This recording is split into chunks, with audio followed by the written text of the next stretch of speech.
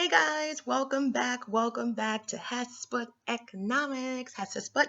And it's me, Connie. And if you haven't done so already, please like and subscribe, and hit that bell for notifications. So, what is this about? We all know summertime is coming, and it's the same conversation. So many people tell Black women, lose weight, lose weight. I was one of them. I lost over 120 pounds. I have PCOS, I have endometriosis. So I'm making this video to help you, something real that can really help you. So what's going on? What is this video about?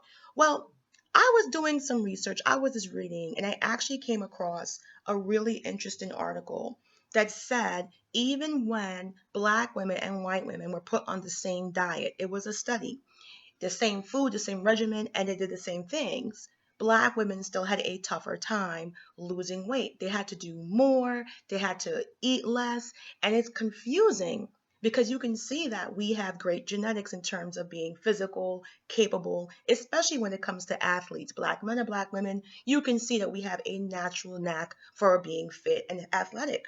And what's going on? So I'm going to get out everything here. Of course, we have to clean up our diet. But I'm not talking about that because even when they took a Caucasian or a Black woman and exposed her to fatty foods and fast foods, she still did not gain the same weight as Black women. So I'm so curious as to the people who keep telling us to lose weight, including when it happened to me. It was very traumatic. I gained 71 pounds in a year. I had PCOS, I had missed periods, all this stuff, and the medical community completely ignored me. I went through hell. You don't understand getting a diagnosis as a Black woman. Even with the best insurance, even with the best hospitals, best doctors, we get ignored. And I'm going to tell you something. What I'm about to tell you is going to make you so livid, but hopefully you can use this proactively to help yourself get rid of that weight and lose that weight. I think it is a crime for people to tell Black women to lose weight and not tell her the reasons. There are so many reasons that you can be predispositioned to gain weight. Black childhood obesity is skyrocketing. Weight obesity on Black women is more, but nobody ever asks why. And there's scientific studies, there's research, and this causes depression, this causes anxiety, it causes embarrassment, and it also causes lack of accessibility in social circles because it's only in really urban areas where a Black woman can kind of feel remotely safe or kind of feel remotely not safe but comfortable being overweight. And even then, if you look at hip hop and all the culture, people are more attracted to fit, naturally healthy BMI, even women. So, what's happening to Black women? The products. First of all, we're exposed to severe chemicals that have been banned in Europe, not just relaxers, shampoos and stuff that affect our endocrinology, that makes us more predispositioned to not only be obese, but have cancers and even diabetes. This is scientific studies. And I'm just so shocked that this is well known within the medical community. When I was reading the research, it wasn't like it was a conspiracy or a legend. This is actually true. Also, certain supermarkets, you know how they never have like those national chain supermarkets in the Black neighborhood, sometimes key food associated. Well, the lower end supermarkets get lower quality food. So even if you're eating apples and oranges and greens, some of these foods have been sprayed and produced excessively cheaper because they're marketing to a lower, poorer demographic. And some of these chemicals make it very hard for you to lose weight. I mean, I was always wondering why so many Black women were disproportionately overweight. And I guess it's easy when you're racist or when you are a self-hating Black person, because you have a lot of Black women who are fat who'll say, "Oh, they just need to eat and go to the gym." Absolutely not true. If you have a hormonal disruption and it's not balanced, having excessive testosterone can actually have a negative effect with you working out, making you build mass and getting bulky, which was my problem when I first started working out. I had huge muscles like the Incredible Hulk. I was like, what the hell? But if this information is out there and the medical community is not giving it to Black women, why? They did studies for a reason. They knew something was off. So if you put a white woman and a Black woman on the same exact diet with the same exact regimen, everything, the white women still lose more weight, which doesn't make sense. You see the Olympics, you see Serena Williams, you see, gymnastics. We have a natural athleticism. So it doesn't make functional sense. So the other cause for this is also environment.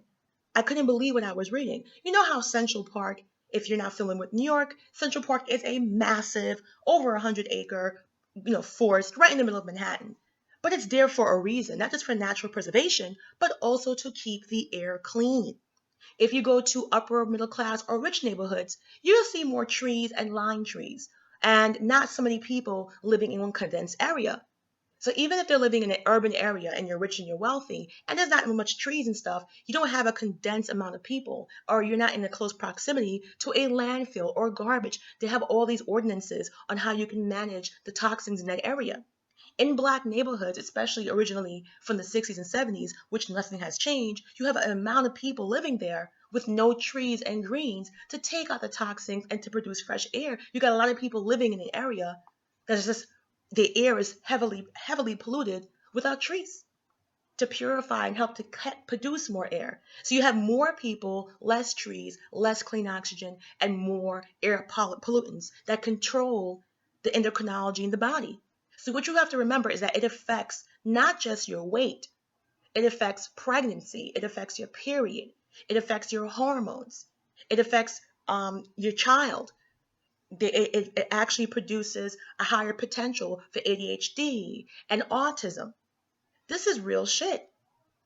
So, Black women need to know these things because even when I was working out, I remember my trainer was like, damn, you should be like a 00 by now. I was lifting 100 pounds. I was doing burpees, sit ups. I was working out 2-3 hours a day just to get to where I am. But he was telling me the amount of energy I was giving out. That was a lot for you not to be losing on a faster pace. So that also discourages Black women mentally if they're working out, if they're dieting, and they're not seeing the weight loss. You have a lot of Black women who are committed, but the mental thing is if you're going to the gym, you're working out, you're going to yoga, and you're not seeing the weight loss, yeah, mentally you're gonna fall off. But I think the medical community and other Black women who want to raise awareness about obesity, other Black women who want to tell Black women, hey, get in shape, they owe it to you, not just to leave it there, to do research. I was one of them. I was 254 pounds. This is real talk. And I gained 71 pounds in a year, and I was completely ignored by the medical community. Completely ignored, even with excessive facial hair, even with missed cycles, missed periods, even with all that. And that's why I make these videos so Black women can know, no, you're not crazy. No, there's somebody who really cares about you. No, there's someone who's actually going to tell you things that you can actually use, not just tell you crap. No, there's somebody who actually knows how you feel to be overweight, to want to look better, to want to do better. It's not just as simple as going to the gym if you have a hormonal problem that's been affected by your environment. There's a study that just came out again that relaxers actually affect the endocrinology makeup in the body and affects your hormones, especially if you're on the age of going into your puberty. And if you notice, the fat is never just regular. It's always excessive fat around the stomach, excessive fat around the back. These are signs of PCOS and hormonal fat. So, Black women in the United States are disproportionately affected by obesity, with almost 2/3 considered obese based on body mass index. And nobody's asking why. And it's also, I remember when I was, 254 pounds, I was not eating. I used to eat like 2 slices of watermelon for breakfast and probably for lunch. I used to pick at food and still nothing. And I remember if you are a Black woman and you're over a certain weight and your cholesterol is fine and your blood pressure is fine and you're kind of healthy stats wise, you have a hormonal problem. If you truly were eating enough to get to an excessive size, if you truly were just gluttonous and you're eating McDonald's and burgers, if you were doing this and it's all contributed to food and poor diet and poor exercise, let's say, Connie, shut the F up, you're talking crap, take the hamburger, fine. You know what doesn't lie? Your medical records. Your blood pressure should be a little bit elevated. Your cholesterol level. You can't hide that. So when I was going to the doctor and I'm only 5'7" and I was 245 pounds or 257 pounds, and my cholesterol was fine, and my blood pressure was fine, and all my tests and diagnostic came out perfect, but still nobody figured anything. You can't get to a certain excessive weight and not have any problems. That's a sure sign. And even if you have those problems, you can still have hormonal imbalances and be affected by environmental toxins. But definitely, if you were like me and all your health signals are great and your doctor pays absolutely no attention, that's Black women need help. So I'm not going to tell you to lose weight, when I know personally the discrimination, the humiliation, and the trials and tribulations I went through trying to lose weight. And this is something I need to bring awareness about. This is why we should be using YouTube. This is why we should be using social media for real shit, for important shit, not just, Muppets and puppets and all the crazy crap. They put excessive cancer causing and endocrinology disturbing ingredients in Black hair products, not just relaxers, in Black shampoos and also Black cosmetics, which affect our hormonal system and also affect our pregnancies, which makes us fat. And not just fat, it causes ADHD, autism, learning disabilities in women who are affected. That's where disproportionately Black women are fat. I mean, it's very easy to stigma Black women because so many of us are self-hating and we don't know. So many of us have self-conscious biases and we don't know. We see a Black woman and we wave our hand. Oh, she's gritty. She eats a lot. Blah blah blah. I went to college. Okay, I went and I saw white girls eating McDonald's. I saw Asian girls eating French fries. I saw every other ethnicity eating a lot. And were they fat in certain? Yeah, they were fat, but not like us. You're acting like Black people are the only people that no. There's other races, other minorities, other demographics and cultures who have fatty foods. And yeah, some of them get big because of it, but not to the extent. And that showed me that there's a consistent external factor. And when you combine that with stress, which produces cortisol, and when you combine that with the weak medical community and the lack of awareness for Black women rights, the lack of awareness for Black women health rights, the lack of awareness for Black women being fit, in the medical community when no one's sharing this to us. Black hair products have high carcinogenics, Black cosmetics as well. And when I started to do the research, I can actually see the similar pattern of weight gain, meaning that I can look at the woman and where she gained the weight in the stomach, like very in the front of the stomach and the back fat, and your arms be kind of skinny, and you got like the thick thighs but skinny legs. It's the same pattern of hormonal fat distribution. And I think it is a travesty for so many Black women to be told, lose weight, lose weight, lose weight. And nobody looks into, okay, but why are we so fat? Being fat is one thing. Fat means you're overweight over your ideal healthy weight. Being obese means that you're excessively. And unless you're one of these weird people that are sitting in bed all day being fed Snickers and Kit Kats and Ho-Hos, which is not the norm by far, most of you have a hormonal imbalance. But because of discrimination to Black women and discrimination to people who have weight on them, this information in these studies doesn't get to you. So you can't even make the changes that you need to make to improve your life, which is really sad. But Black women are very susceptible to the psychological and environmental factors that promote weight gain. It's not the global epidemic of obesity is rising, but in the United States, Black women have the highest rates of obesity. Approximately 60% of Black women are considered obese based on the BMI, which is the body mass index. And Black women are 70% more likely to be obese compared to non-Hispanic white women. The disparity in obesity is prevalent or linked to disproportionate rates of hypertension, diabetes, cardiovascular disease. I mean, it's been directly linked with 30-day mortality following, cardiac. So I don't understand why no one's doing anything about this.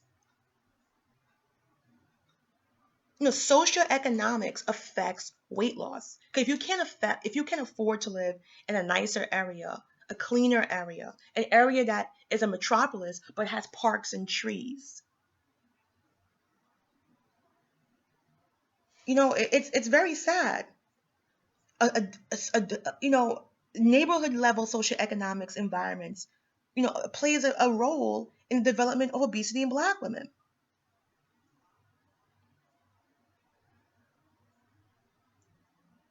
Food venues, even in Black areas, even the fast foods are prepared differently. I didn't know that. And when you combine that with limited resources for healthy nutrition and physical activity, being even though we have a non-segregated country, most Black people live in segregated areas, meaning that it's not a diverse area.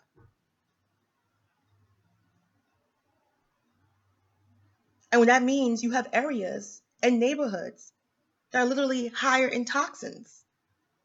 And it affects my PCOS can be attributed to environmental external factors because I was what, 27, 28, and it just triggered 71 pounds a year.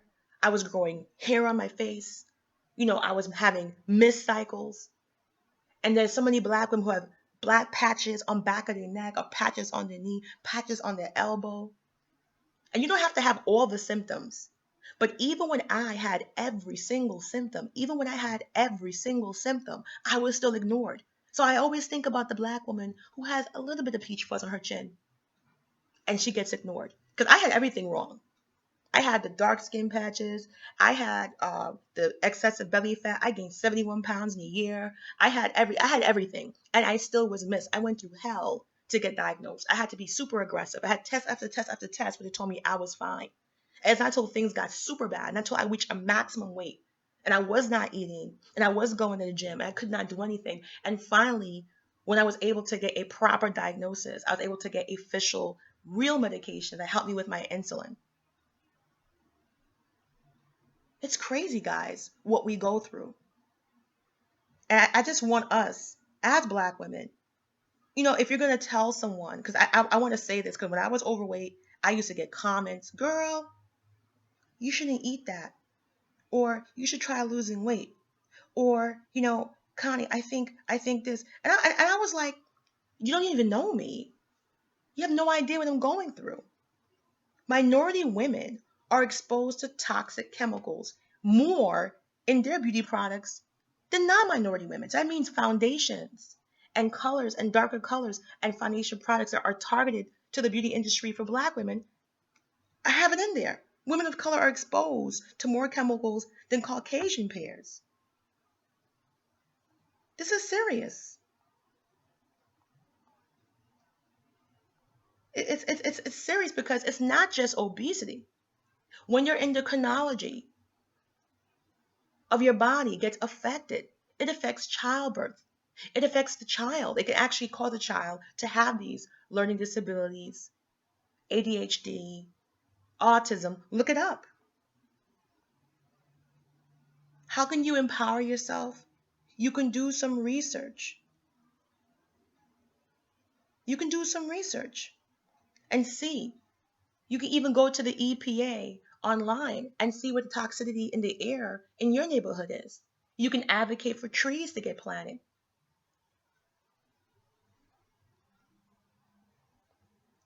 There's an excessive disproportionate amount of exposure to toxic environmental agents, especially with minorities, and it's affecting reproductive health. Exposure to toxic environmental agents is implicated in increased adverse reproductive health outcomes. And this is why they have ordinances, but people of color, especially Black women, they don't know. The environmental drivers of reproductive health are many and vary. You got pesticides, foods that are produced cheaply, that are targeted and marketed and going to be produced and sold only in lower ranking areas, which cause this. Because I was wondering, when is somebody going to say something? Like, do people really think that all Black women are just lazy and just want to eat, eat, eat? I mean, I've seen the skinny white girls, looking down on people, and not just white women, anybody that's skinny, and not realizing, this can be a serious problem. You're talking about the chemicals are being found in the air, in the water, in the soil, in the food, and the consumer products. Black women who are pregnant have more daily exposure to various toxic chemicals.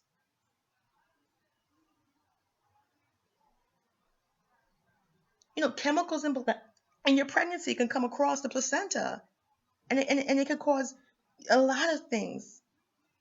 So, and some of these things don't manifest to adulthood. So we need to raise awareness. We need to do investigation and research. And we need to believe. That's why I keep telling you, believe. I had to do what I had to do, and I went through hell. And when I say hell, I mean going to the best hospitals in America and getting told, you're fine, Miss Walker. Not listening to the doctors and listening to my body and looking at the symptoms. Know what a healthy body looks like. Know what the symptoms of PCOS are, and know that you don't have to have every single symptom to have it. If I would have given up, I would have never got healthier. I would have never got to where I am today if I would have just listened to what they were telling me. Because they told me I was fine. They told me nothing was wrong with me. They said it was normal to have missing menstrual cycles. They told me it was normal to have, painful periods. They told me it was normal, normal, normal, no matter what came up, and I had every single symptom, every single one. So I know that there's Black women. I had weight gain, 71 pounds in a year, and it was so difficult to manage. I had fatigue where I had low energy. I had unwanted hair growth. I had thinning hair on my head. I had acne. I had mood changes. I had pelvic pain. I had headaches, sleep problems. You say it, I name it. And you don't have to have all of that. So what I'm saying is, if I had every single symptom and they still weren't able to diagnose me properly, it terrifies me. Because there are Black women walking out there. You don't have to have all the symptoms to be affected. And weight gain, yeah. Remember, obesity and weight gain are two different things. Yeah, if you're eating unhealthy, you should be overweight. But if you're eating unhealthy and you're 100 pounds, 200 pounds, 300 pounds, whatever it is overweight, that's a hormonal problem. And it's a social economic problem because if you're living in a lower economic neighborhood, you are exposed to dirtier air, dirtier environments, dirtier soils, and cheaper grocery and hair products that don't have to follow a rigid system. So many things go into it. You won't even know. And it's not just relaxers, it's Black hair products, Black hair cosmetics that are marketed just for us that have these agents. I'm going to put all the information in the description box here. And I want to raise awareness because childhood obesity is not just obesity. You're talking about infertility, PCOS, endometriosis, mood swings. These are things that could affect you. This is serious. And I truly want to see us as Black women taking accountability for ourselves, for Black women. We can't wait. No one's going to help us. No one's going to come to our rescue. We got to empower, acknowledge, and hold each other accountable and use the internet so we can all go back to being the true, healthy diva we are inside. Because nothing is more beautiful, more amazing, and more sensual and more powerful than a healthy, well taken care of, and loved Black woman. Thank you so much, guys, for listening, and please like and subscribe. Bye bye.